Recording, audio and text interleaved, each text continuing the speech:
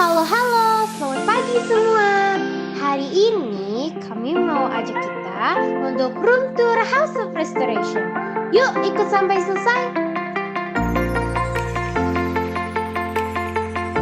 Nah, ini kamar mandinya. Ada 4 kamar mandi.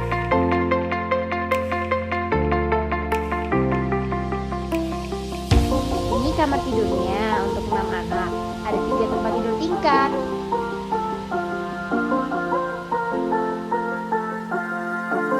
Sekarang kita turun yuk lihat taman belakang.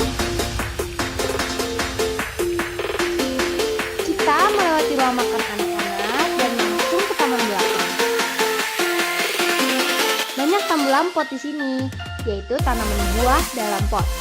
Kita sudah beberapa kali panen buah kemarin. Ada pohon matoa, pohon rambutan, jeruk, jambu, sampai kelengkeng merah. Saat ini sedang ada renovasi lantai 2 untuk teras dan ruang jemur pakaian anak-anak. Dan satu lagi kegiatan baru anak-anak, yaitu menanam tanaman hidroponik. Anak-anak diberikan keterampilan untuk menanam, merawat, dan memanen hasil tanaman yang ada. Masa panen untuk tanaman hidroponik ini bisa 10-20 hari.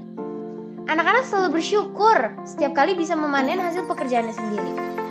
Oh iya, semua anak-anak pagi ini sedang ke sekolah, jadi rumah terlihat sepi. Sampai di sini dulu ya.